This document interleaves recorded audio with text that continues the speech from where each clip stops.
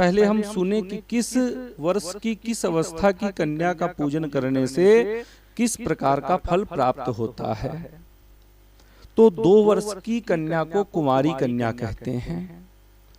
1 वर्ष की कन्या को कुमारी पूजन में नहीं लिया जाता है, क्योंकि 1 वर्ष की जो कन्या होती है वो स्वाद इत्यादि से बिल्कुल अनभिज्ञ होती है, और कुमारी पूजन में कुमारी को भोजन भी कराया जाता है। तो 1 वर्ष की कन्या तो बहुत अबोध होती है, बोल ही नहीं पाएगी, कुछ कह नहीं पाएगी अपनी बात।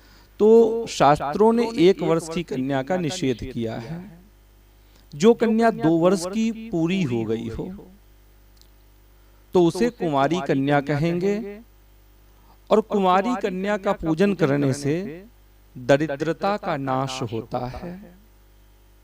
यदि आप पूरे नवरात्र भर 2 वर्ष की अवस्था वाली कन्या का पूजन करते हैं तो आपके घर से दरिद्रता दूर हो जाएगी। और याद रखिएगा, दरिद्रता का नाश होने मात्र से ही सुख, समृद्धि, धन इत्यादि की प्राप्ति होगी, इसमें कोई संशय नहीं है। गंदगी हटा दो अपने आप तो सब कुछ साफ साफ अपने आप लगने लगेगा, सब साफ हो जाएगा। तो दरिद्रता का यदि नाश करना चाहते हैं, दरिद्रता को दूर करना चाहते हैं, तो इस नवरात्र नित्य 9 दिनों तक आप 2 वर्ष की कन्या, जिसे कुमारी कन्या कहते हैं, पूजन करें। अब बात करेंगे हम 3 वर्ष की अवस्था वाली कन्या, जो कन्या 3 वर्ष की हो चुकी होती है, जिसे त्रिमूर्ति कहते हैं।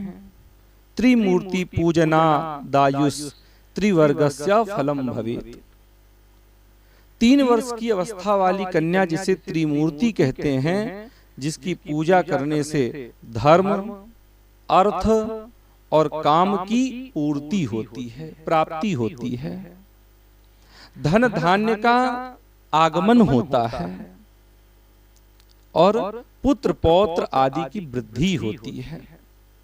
जिसकी कोई संतान नहीं है तो वे भी इस नवरात्र में क्या करें कि त्रिमूर्ति नाम की कन्या, यानी कि 3 वर्ष की जो कन्या है, उस कन्या का विधिवत पूजन करें, जिससे संतान की प्राप्ति होती है। भविष्यति न संशयः, जिस बात में कोई संशय ही नहीं है, और भविष्य में इस पर संशय करने वाली कोई बात ही नहीं है। तो आपको धर्म, अर्थ, काम की चाह है तो आप 3 वर्ष की अवस्था वाली त्रिमूर्ति कन्या का पूजन करें। पुत्र पौत्र की कामना है, संतान की कामना है, तो आप 3 वर्ष की अवस्था वाली कन्या का विधिवत पूजन करें। अब हम बात करेंगे 4 वर्ष की अवस्था वाली कन्या, जिसे कल्याणी कहा जाता है। कल्याणी नाम की कन्या का पूजन करने का क्या फल है, तो सुनिए। कल्याणी नाम की कन्या का पूजन करने मात्र से सभी प्रकार की जो कामनाएं होती हैं, जिन मनुष्यों को बहुत सारी कामनाएं हैं, ये भी चाहिए, वो भी चाहिए, ये भी लेना है, वो भी लेना है, तो वो क्या करें? तो वो 4 वर्ष वाली कन्या, जिसे कल्याणी शास्त्रों ने नाम दिया है, तो उस कन्या का पूजन करें, जिससे सभी प्रकार की कामनाएं प्राप्त होती हैं, पूर्ण होती हैं। और ऐसा नहीं कि एक नवरात्र हमने किया और फिर उसके बाद समाप्त। जब तक आपकी कामनाएं पूर्ण ना हो तब तक आप करते रहें। इसके बाद 5 वर्ष की अवस्था वाली कन्या, जिसे रोहिणी कहा गया है, रोहिणी नाम की कन्या का पूजन करने का क्या फल है, तो सुनिए। जो कोई भयंकर रोग से ग्रस्त है, जिसे किसी भयंकर रोग ने ग्रस्त कर लिया, कोई औषधि काम नहीं कर रही है, तो क्या करें? आप 5 वर्ष की अवस्था वाली कन्या, जिसे रोहिणी कहा जाता है, आप रोहिणी नाम की कन्या का पूजन करें।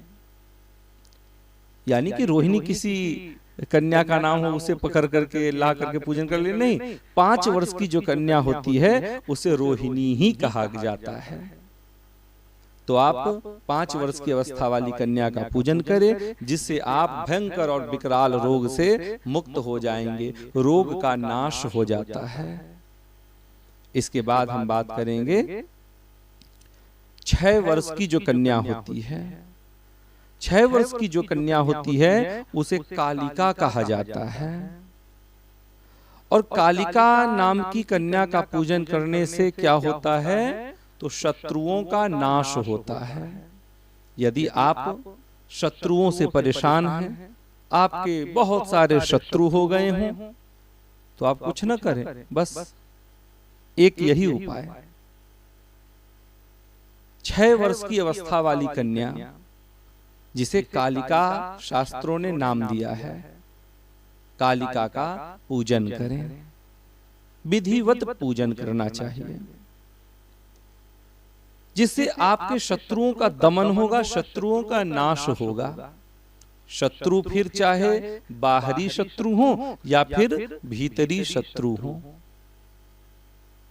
भीतरी शत्रु इत्यादि आप सुनते ही रहते हैं, काम क्रोध मद लोभ ईर्ष्या मद मत्सर इत्यादि, ये सब भीतरी शत्रु हैं। तो आप कालिका नाम की कन्या का पूजन करें, यानी कि 6 वर्ष की अवस्था वाली कन्या का, तो शत्रु का नाश होगा। अब हम बात करेंगे 7 वर्ष की अवस्था वाली कन्या, चंडिका कहा गया है। 7 वर्ष की अवस्था वाली कन्या को चंडिका कहा गया है, जिसे धन और ऐश्वर्य की अभिलाषा हो। जो धन ऐश्वर्य यानी कि मान प्रतिष्ठा पब्लिसिटी इत्यादि की चाह रखते हैं, लोकप्रियता की चाह रखते हैं, उन्हें 7 वर्ष की अवस्था वाली कन्या, जिसे चंडिका कहा जाता है, चंडिका देवी का पूजन करें। विधिवत पूजन करना चाहिए। इसके बाद हम बात करेंगे 8 वर्ष की अवस्था वाली कन्या, जिसे शांभवी कहा गया है।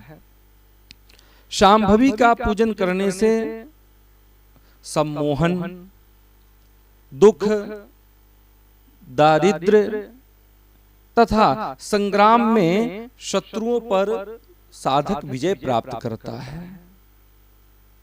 उसके भीतर सम्मोहन की शक्ति आती है, दुख दरिद्र दूर होते हैं, और संग्राम में, रणभूमि में वो अपने शत्रुओं पर विजय प्राप्त करता है। तो जिसे इस प्रकार की चाह है, वो 8 वर्ष की अवस्था वाली कन्या, जिसे शास्त्रों ने शांभवी नाम दिया है, उस कन्या का पूजन नवरात्र में करें। अब हम बात करेंगे 9 वर्ष की अवस्था वाली कन्या, जिसे दुर्गा कहा गया है। क्रूर शत्रु के विनाश एवं उग्र कर्म की साधना के निमित्त और परलोक में सुख पाने की इच्छा यदि कोई करता है, तो उस व्यक्ति को 9 वर्ष की अवस्था वाली कन्या, जिसे दुर्गा कहा जाता है, शास्त्रों ने जिसे दुर्गा का नाम दिया है, उस कन्या का पूजन करना चाहिए। तो इस प्रकार से 9 वर्ष की कन्या होती है, उसे दुर्गा कहा जाता है, और दुर्गा का पूजन करने से परलोक में सुख प्राप्त होता है, और क्रूर शत्रु उससे पराजित हो जाते हैं, उससे सम्मोहित हो जाते हैं। अब हम बात करेंगे 10 वर्ष की अवस्था वाली कन्या, जिसे सुभद्रा कहा गया है। तो मनुष्य अपने मनोरथ की सिद्धि के लिए, यदि मन में कोई विशेष मनोरथ है, अभिलाषा है, विशेष कोई मनोरथ, तो विशेष मनोरथ की सिद्धि के लिए 10 वर्ष की अवस्था वाली कन्या, जिसे सुभद्रा कहा गया है, सुभद्रा का पूजन करें, जिससे आपके जो मनोरथ हैं, वो मनोरथ पूर्ण होंगे।